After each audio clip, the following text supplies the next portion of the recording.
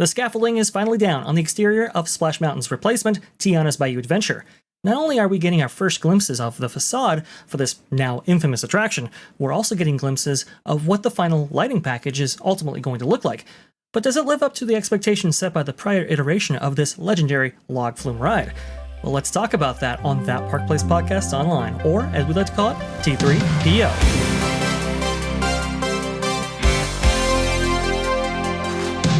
Let's get to it, folks. Next topic. Right here it is. This one is out of mickeyblog.com. And it says, all scaffolding is down at Tiana's Bayou Adventure. Well, let's click and see how this is looking. This is what you get when you attempt to take an existing mountainous attraction and you try to redesign that into being based on an area that is, by definition, below sea level. In other words, it's not mountainous. This is a great picture. This is what it would look like if bayous had mountains and diminutive trees and were covered in plastic flowers. Like, this has no resemblance whatsoever to a bayou. There is no person, like if the name Bayou was not in this attraction, there is no person who would look at this and think, oh, that's a bayou. This is the kind of amalgamation of disparate contacts smashed together that just leave you with Broccoli Mountain.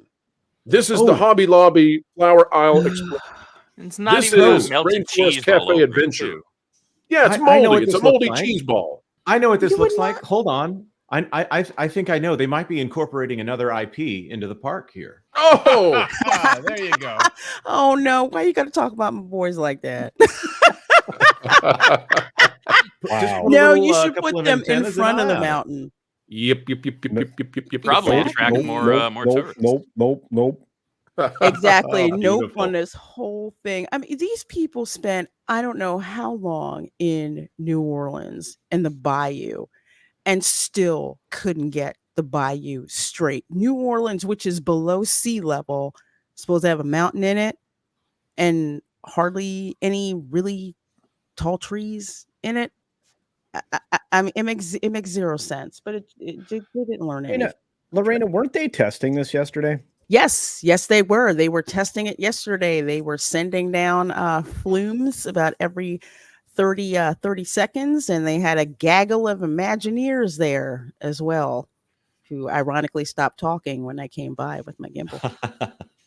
This is what it looks like at night. This is Chip and Company sharing this. This is what it looks like at night. I don't want to show you what Splash Mountain used to look like because it's glorious compared to this. This just doesn't work at all. This is sort of like if you took Big Thunder Mountain Railroad and said, let's make that be about Kansas. You just can't.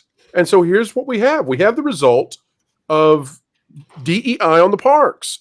Because why is it they decided to transform Splash Mountain, which according to polling is the most popular attraction on the planet, still available right now in Tokyo Disney. Why wasn't they tried to transform it? Well, because during the Summer of Love, they wanted to prevent Disney Plus from being the target of boycott. And so this was the pound of flesh they were willing to throw on the altar.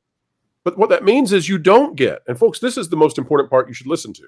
You don't get a grandiose Tiana's attraction that is authentic and matches the world in which she inhabits.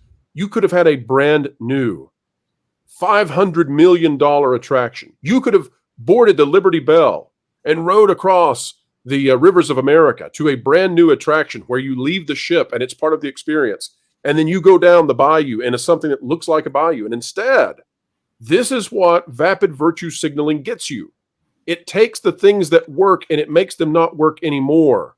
It crashes content together that never should be and then says, well, the last thing was offensive, so enjoy this instead. And instead of the Marvels, instead of a Disney Plus TV show, instead of a cartoon that's gone away in 6 months, this will be there for years and years and years. And if people don't want to ride it, or if it opens unfinished, as we suspect it will right now, what that means is that you have a real crowd problem that you didn't have before. You have just exacerbated your issues with customer service at a time when the Disney parks, and we'll get to this soon, are essentially subsidizing the entire company. Looking at that picture, to me, I think a child would actually assume it's a haunted Bayou attraction when looking at that. Those are kind of lighting effects that they might use at the Haunted Mansion. I'm just pointing that out. I'm not making a moral judgment. I'm just pointing out that this is a ride for grown-ups if you look at the height requirement, or tall children. It's just not really something that I see a kid looking at and thinking, well, that's going to be fun. There's some chance, I suppose, that a brave child would look at that and say they want to do it. But why would you take a princess ride that is supposed to be a princess that appeals to a large amount of children and say, oh, by the way, you need to be at least, 52 centimeters, 52, in order to ride this, and also it's going to have some weird lighting effects in the evening.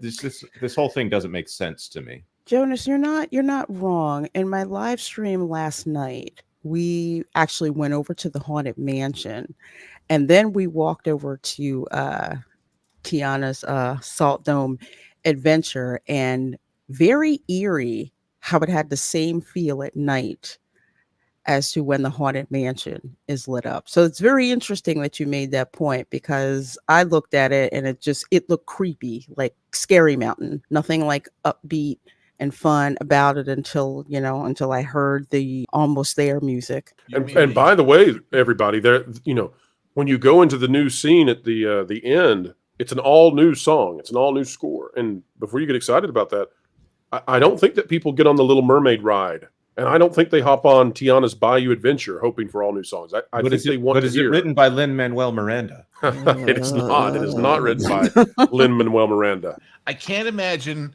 anybody getting off the ride, being interviewed. So what did you think? Well, it was okay, but they didn't have Lin-Manuel Miranda's music in it. So that's what everybody says. That's not going to. I look at this, and you know what comes to mind? The Mexico Pavilion at Epcot, and what we're going to do. We're going to do the Blue Bayou from Disneyland, but you're not going to be able to go into it and eat. You're just going to look at it while you eat from across the way. This looks like something you might find interesting to look at night with all these lights on, but that makes it the dancing waters at the Disneyland Hotel, not something you participate in. Now, let me show you all, and I think this is going to the detractors who might be watching today, the haters, and we'll convert you. Stay right here, folks. We'll bring you to our side. Logic and truth are contagious, but they're even going to have a very difficult time with what we're about to do. Panel, I'm about to show you what Imagineering of old was capable of versus today. So everybody, look at the image of what Tiana's Bayou Adventure lit up at night looks like right now. Folks, this is what we lost. This is Splash Mountain. This is its lighting at night. This is what we once gazed upon when we spent so much money to go to the theme parks. That is the difference in how good it was versus what we have. Okay, it's not multicolored, but it looks pretty cool. Everybody see the difference here? It's astounding to me, the difference in the quality. There's no rainbow vomit all over the place. Right. It's not that. But what is so funny to me is that this is consistent with Disney. This is straight from their playbook of favorite things to do, which is take something that people on a very wide scale already love, and they're like, hey, you all really love this thing. You know what we're going to do? We're going to take it away. We're going to replace it with something that you don't like. And then they have no idea what to do with themselves. So this is them shooting themselves in the foot, and it does a disservice to not just the people that were fans of the thing that existed before, but to people who are genuine fans of Princess and the Frog and, fans of Tiana and everything that came with that film, which was a fantastic film, by the way. It has some of my favorite music in Disney's animated history. Part of that's also Keith David is God tier. Oh, wow, yeah. They're doing a disservice to these things. It's like you're going to put this forward. You're doing this in the name of diversity. We want more representation of this. Like, look, nobody had a problem with Tiana. People love Tiana. However, what you're doing is a subpar hack job, and now you're doing a disservice to Tiana and to the property that she was a part of.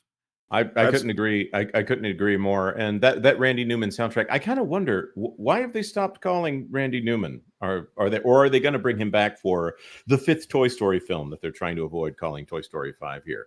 Why are they so allergic to going back to the things that that actually made their films good? That's the talent, not just the IP. Well, and we're about to show folks out there the damage that this will do because, as we said at the beginning of the show, the news media has caught on, finally, to what we've been saying for 2 years now, which is Disney is subsidizing a vast array of company failures, essentially, with their domestic parks.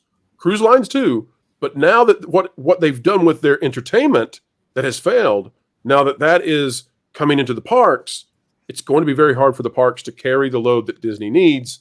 And this is what we're talking about. This is not, I guess what I would end with here is, as we look at this lighting package, which is basically every color of the rainbow you can imagine, what we're watching here is mediocrity, right? There's a difference in that. And to explain this, let me explain to everybody this image, by the way, by Joe Peniston off Flickr.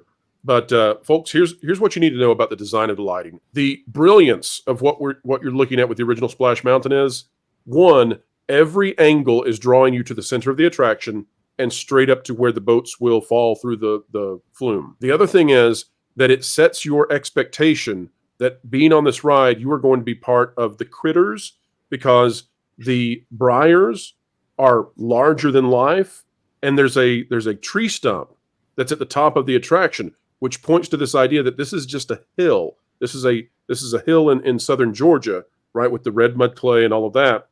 But all of the lighting is drawing you up into a verticality, and it wants you to be in that verticality because that's where the kinetic energy is with the fall, and it wants that flash of light, by the way, as the guests go down that flume, because then that makes you go, oh my gosh, I've got to ride that. And the issue that we now have is utter mediocrity, because now nobody knows what to look at. There's nothing drawing your attention. It's just weird, cheap amateur hour at Vegas. Yeah, the weird light blue on the right. They want us to look at the water lilies over there, right? That's the whole point here. And so far, they haven't even put any sparkly, diamondy stuff on that tiara up there as far as lighting at night. Yeah. And as far as the concept art goes, I think they're just going to put a spotlight on that thing, which spotlights and wireframing aren't exactly the best combination. It's funny because the outside of the ride now, it just looks like the outside of the House of Blues at Disney Springs, if you've ever seen it. Oh, that's a great comparison. That's exactly. I had not thought of that. It's because not the water tower. The water tower. It didn't hit me until I was there last night, and I'm looking. I'm like, "What's this creepy looking thing?" There's nothing sparkly on the tiara. That's exactly what it looks like, and yet reinforces to me yet again, they have traded authentic Black American culture, authentic Americana, for a piss poor interpretation of Princess and the Frog. Let me put it this way. Not only is there not even the slightest semblance or even the bare necessities, I might say, of a bayou, there isn't even a Bayou in that bare necessities. It's just not there. And the reason why that original lighting on Splash Mountain worked is because it didn't have to be 43 colors, because you could see the Georgia red stuff there. Red clay hills of Georgia. Yep. Exactly. The white lighting or the slightly orange lighting accentuated what's there. But when all you have is a pile of, by the way, plastic stuff that looks to me like it'll fade big time in the sun in Florida. Oh yeah, if Pandora is any example, yes, that stuff is going to fade. In the daytime shot, and you see all that green intensity and almost artificial. Well, yes, artificial. That's not going to stay that green very much longer. It's going to go grayish. I'll also point out this is another problem with Disney taking so long to replace things. This in the actual building phase has gone quickly, but when Disney takes forever to build something, that raises the probability that it's going to be broken before it ever gets to release day. That highlight was from our live stream on the WDW Pro channel, where the full recording is available as an exclusive benefit for our members, so be sure to become one today. So what do you think about the facade for Tiana's Bayou Adventure? Does it live up to its legendary and iconic past, or is it a downgrade from what was there before? Please let us know in the comments below. Be sure to share this video if you like this video, and subscribe to That Park Place Podcasts online. Please comment, like, and share this video, and don't forget to subscribe to That Park Place Podcasts online. your source for exclusive content and highlights from WDW Pro, The Pro Show, and That Park Place for all the news that should be fun.